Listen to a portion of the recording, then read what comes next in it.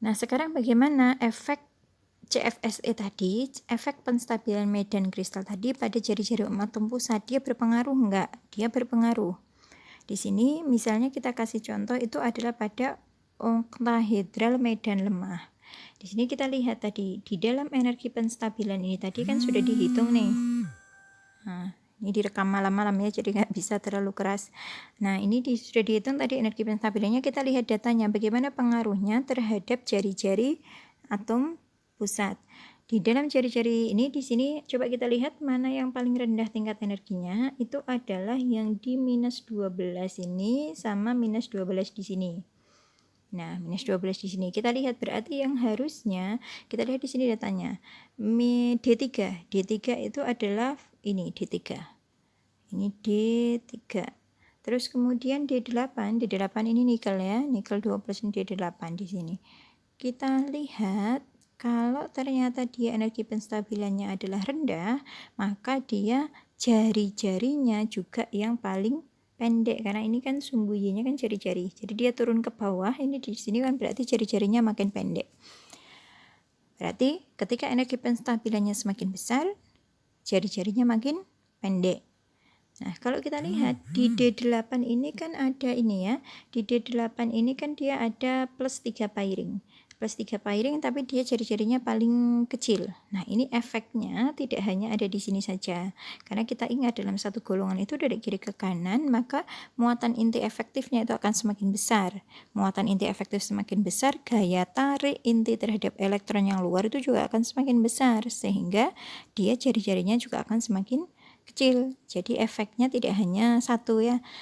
Dari banyak hal itu berpengaruh terhadap satu sifat fisik. Cuman dari energi penstabilan ini juga kita bisa lihat polanya. Bahwa kalau misalnya energi penstabilannya itu tinggi, maka jari-jarinya akan rendah. Kenapa jari-jarinya kok rendah?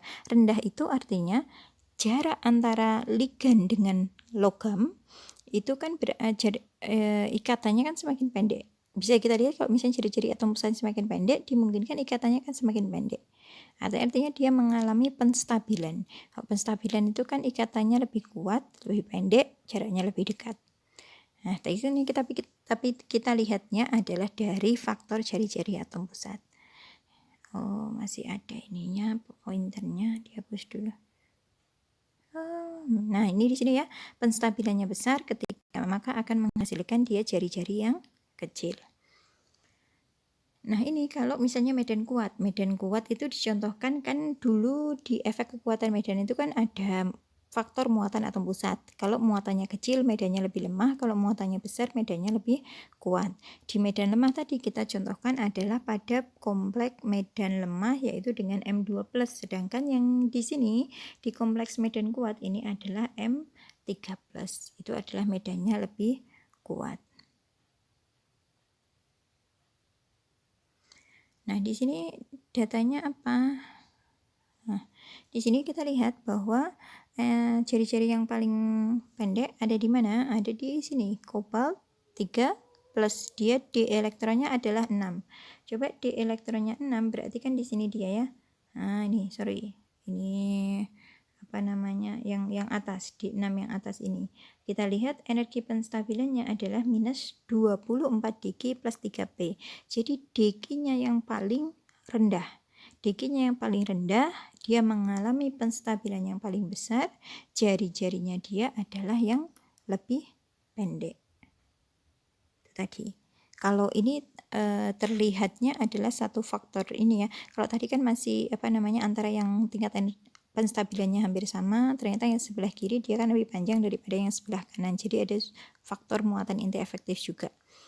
Nah, di sini di data ini ternyata CO3+ adalah yang paling rendah. Karena di sini yang paling rendah energinya memang adalah minus 24. Ya. Kalau kita lihat minus 12, coba minus 12 berarti bawahnya di berapa ini? Di minus 12 ini adalah Cu ya. Cu. Cu ya, minus 12 ini adalah Z. Di sini sampai Ga. Di sini adalah Ga, Zn, CU. CU di situ tidak ada datanya. 12 yang atas adalah di sini 3 itu adalah CR, di sini ada datanya. Nah, antara CU dan CR di sini tidak ada perbandingannya, tapi kalau dilihat ini CU tidak bisa ya karena nggak ada datanya. Tapi ini ditarik garis, kalau kita tarik garis dari sini ke kanan itu adalah lebih rendah daripada yang CR. Satu yang tadi belum tersebut adalah dari D0, di sini adalah D0 ya, skandium D0 sampai ke D6. D6 ini dia akan mengalami penurunan jari-jari. Kenapa? Karena ini di medan kuat. Berarti elektron ke-1 sampai elektron ke-6 itu pasti akan terisi di T2G. Sehingga dia energinya pasti minus di T2G di sana. Ini yang disebut dia mengalami penstabilan. Jadi runut dari yang ini D1 ini dia jari-jarinya terus turun terus sampai D6. Begitu 6 ke atas, nah ini kan elektron sudah naik 7, itu kan elektron ada di bagian atas ya. Ada di ini tadi tetrahedral oktahedral ya. Nah, dia ada di EG, maka dia akan mengalami kenaikan tingkat energi sehingga dia mengalami penidakstabilan, jari-jarinya trennya naik dari jarak D elektron ke-6 sampai elektron ke-10. Nih. Kalau kita lihat tadi, kalau kita mau lihat yang medan lemah tadi, coba sebentar kita lihat, kita hapus dulu ini. Oke, kita lihat yang medan lemah tadi. Medan lemah. Nah, di sini tadi dia dari trennya sampai D3 sampai vanadium ini, tren sampai D3 ini vanadium, dari atas ke vanadium ini kan dia trennya turun. Nah, sampai D3 ini kalau medannya lemah kan dia berada di T2G. Sedangkan dari 2 ini dia trennya naik karena dia D4 dan D5 dia masuk ke EG. Nah, D6 sampai D8 ya, ini dia akan turun lagi karena trennya berada di T2G. Sedangkan di sini 9-10 ini naik lagi karena dia trennya berada di EG. Jadi yang turun ini ketika terjadi penstabilan pengisian di T2G karena nilai energinya adalah negatif, sedangkan yang naik ini adalah berada di EG. Nah, ini adalah pola-pola yang bisa kita lihat.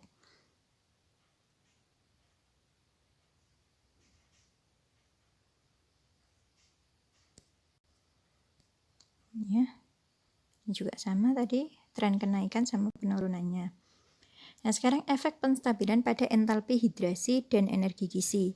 Entalpi hidrasi itu apa? Energi yang dilepaskan ketika satu metal itu dia mengalami hidrasi ya, atau terlarut ya. Terlarut hidrasi itu, entalpi hidrasi itu ada pelarutannya juga, tetapi ya paling tidak kita definisi gampangnya adalah energi yang dilepaskan ketika, ini saya kasih ya, energi yang dilepaskan ketika satu ini atom pusat itu dia adalah terhidrasi di dalam air, jadi lepas ikatannya dengan kompleksnya.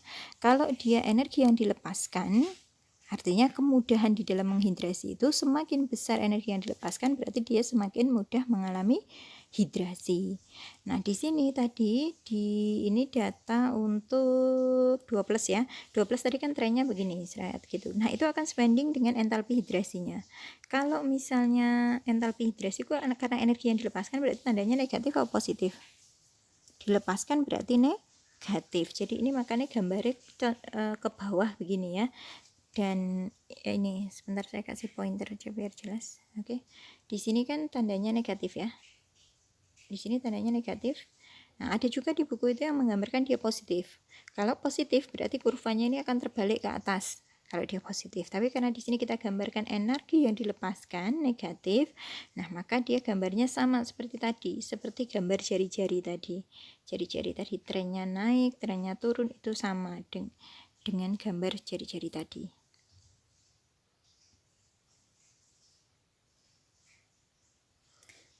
Nah, di sini jari-jari semakin kecil, entalpi hidrasi itu juga akan semakin eksotermis. Nah, selanjutnya ini adalah lattice energy. Lattice energy itu apa? Energi yang dilepaskan ketika senyawa itu mengkristal dalam kisi kristalnya ya, atau pembentukan dalam fase padatnya. Berarti ini kebalikan atau sama dengan entalpi hidrasi? Kebalikannya, karena kalau entalpi hidrasi kita melarutkannya, kalau energi kisi kan itu adalah pembentukan, maka kurvanya terbalik dengan entalpi hidrasi. Nah, di sini berarti lattice energy itu di sini energi kisi pembentukan pada fase padat, dia adalah min delta hidrasinya, sehingga terbalik, tapi polanya adalah sama. Jadi jari-jari tadi, efek penstabilan medan kristal tadi berpengaruh terhadap jari-jari. Jari-jari itu berpengaruh terhadap entalpi hidrasi dan energi kisinya. Sekarang bagaimana pengaruh kestabilan kompleks yang sifatnya adalah multivalensi. Misalnya saya punya kobalt. Kobalt itu dia kan bisa muatannya 12, juga bisa dia muatannya adalah 3+. Di sini awalnya saya punya kobalt heksa aquo itu adalah 12. Nah, selanjutnya dia akan bagaimana, apakah dia mungkin mengalami oksidasi menjadi 3+. Kita tulis dulu reaksi oksidasinya. Reaksi oksidasinya di sana didapatkan E0-nya adalah minus 1,83. Reaksi oksigennya itu adalah E0-nya 0,815, totalnya adalah minus 1,015. Kalau ini minus artinya dia tidak spontan terjadi. Atau bisa kita inikan bahwa sebelah kiri itu adalah lebih stabil daripada sebelah kanan kalau E0-nya adalah negatif. E0-nya negatif.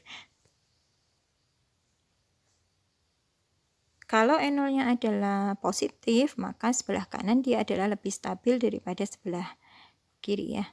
Nah, di sini kita kaitkan dulu, kok kenapa dia kalau dari CO2+ ke CO3+ itu kok E0-nya dia negatif. Kita lihat lagi tadi CFSE pada medan lemah apa kuat? Ayo. Ini adalah liganya H2O, berarti medannya adalah medan lemah. Coba kita lihat di sini medan lemah CO2+ itu berarti D berapa? D7, sedangkan CO3+ adalah D6. Coba kita lihat energi penstabilannya.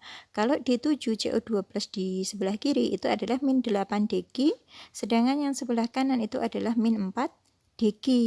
Artinya energi penstabilan yang D7 itu lebih besar daripada energi penstabilan yang D6, sehingga kompleks ini dia lebih stabil yang di sebelah kiri daripada yang di sebelah kanan. Makanya E0-nya itu nilainya adalah negatif. Ya, jadi kesimpulannya adalah CO2+ itu akan stabil pada medan lemah, sedangkan CO3+, nanti kita lihat polanya apakah dia stabil pada medan kuat atau tidak. Nah, tapi yang di sini CO2+ itu stabil pada medan lemah. Terus kemudian pada kompleks medan lemah, bilox rendah itu lebih stabil daripada bilox yang tinggi. Ini liganya kan H2O ya. Nah, coba kita lihat kasus yang satunya lagi. Ini sama CO, sebelah kiri adalah COOX3 atau oksalat ya, OX3 4-, berarti CO-nya kan CO2+. Yang sebelah kanan OX3 3-, berarti CO-nya kan CO3+. Kita lihat ini potensial selnya adalah positif, berarti reaksi ini terjadi, spontan terjadi. Atau bisa kita tarik kesimpulan bahwa yang sebelah kanan itu lebih stabil karena reaksi ke kanan kan lebih favorable. Artinya yang keadaan sebelah kanan itu lebih stabil atau lebih disukai daripada keadaan yang sebelah kiri. Berarti dalam kasus ini dengan ligan OX ini kompleksnya itu lebih stabil dalam 3+ dibandingkan dalam 2+.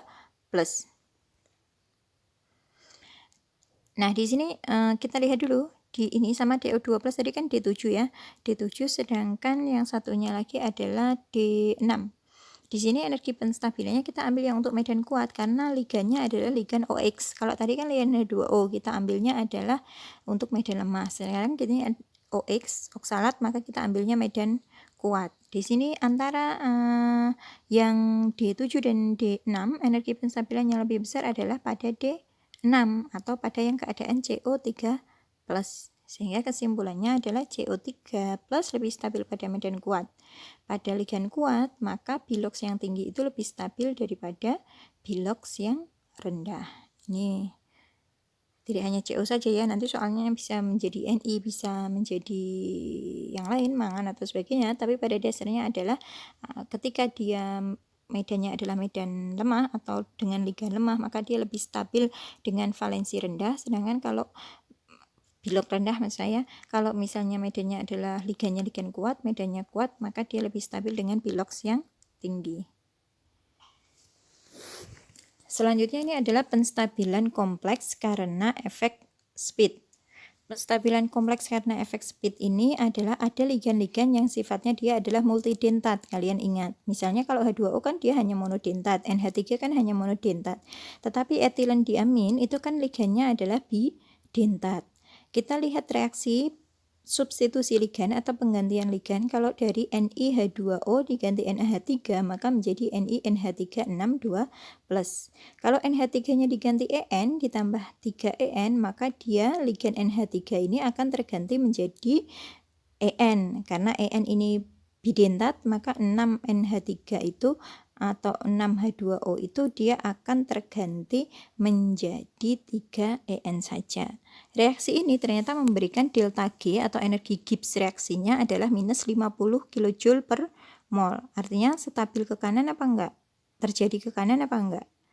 Reaksi itu dia bersifat spontan atau terjadi ketika E0-nya bersifat positif atau delta G-nya bernilai negatif. Karena ini hasil delta G-nya bernilai negatif, berarti reaksi ke kanan ini lebih favorable, lebih disukai, atau lebih mengalami penstabilan. Berarti kompleks Ni dengan En itu sifatnya lebih stabil daripada kompleks Ni dengan NH3 atau dengan H2O. Berarti efek speed ini memberikan ekstra kestabilan. Kira-kira apa alasannya kok dia memberikan kestabilan? Nah, coba kita lihat apakah memang orbital hibridanya berbeda. Nah, kalau kita lihat orbital hibridanya, sebelah kiri kan NH3 nih, N-nya itu kan sp3. Nah, di sebelah kanan di En itu N-nya juga sama-sama sp3. Jadi tidak ada efek daripada keelektronegatifan atom donor. Berarti tadi bisa kita simpulkan sumber penstabilannya adalah karena adanya efek speed dari ligan polidentat atau dalam kasus ini adalah bidentat. Nah, di sini ini adalah efek speed itu di apa lagi? Coba kita bandingkan antara CONH3 dengan CON. Kalau di CONH3 ini akan lebih mudah mengalami disosiasi karena dia tidak terikat lebih kuat gitu ya. Tapi kalau di efek speed ini karena dia membentuk ya speed gitu, semacam cangkang gitu, maka ikatannya ini akan lebih kuat dan lebih sukar mengalami disosiasi atau pemutusan ligan, atau makanya tadi dia lebih stabil ya. Itu adalah efek speed. Efek speed itu banyak digunakan, kalian sering praktek menggunakan efek speed ini pada apa? Pada titrasi kompleksiometri. Misalnya kalian kan biasanya menggunakan dititrasi dengan EDTA. Nah, EDTA ini kan contoh ligan yang polidentat. Dia memiliki 4 atom donor atau tetradentat ya, dia masuknya di sini ya. Nah, karena dia memiliki banyak atom donor ini, maka dia bisa mengikat ini juga tidak tetra ya, dia ini mengikat berapa di sini tambah 6 ini ya. Heksa ya. Di sini dia mengikat 6, bisa terikat semuanya di sini. Jadi ini bisa dimanfaatkan untuk reaksi kompleksiometri ya. Mana yang bisa membentuk kompleks ini biasanya praktikumnya adalah di analisis. Nah, yang terakhir ini adalah penstabilan kompleks karena efek makrosiklik. Saya kasih satu contoh, ligan ini juga polidentat sama. Bedanya dengan speed tadi, ini membentuk hole ya. Kalau speed tadi kayak EDTA, etilen diamin, itu kan pada ligannya sendiri tidak membentuk hole. Tapi kalau pada makrosiklik ini, susunan daripada atom-atomnya itu memberikan hole. Hole itu lubang ya. Jadi ada hole-nya. Sebelah kiri perhatikan di sana kan ada hole-nya. Di sini ini adalah 18 crown 6 namanya. Ligan ini namanya 18 crown 6. 18-nya dari mana? Jumlah atom C-nya ini kayaknya 18 ini. 2 atau jumlah atomnya 18. 1, 2, 3, 4, 5, 6, 7, 8, 9, 10, 11, 12 ditambah 6 O-nya itu adalah 18.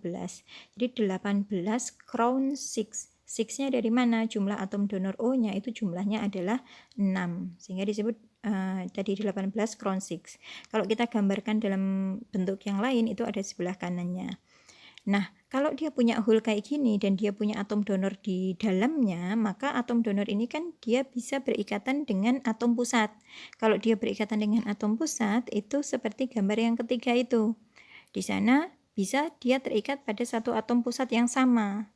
Sehingga ikatannya menjadi seperti itu, kayak dia istilahnya atom pusatnya berada di tengah, terus kemudian dia terikat kuat dengan donor-donornya.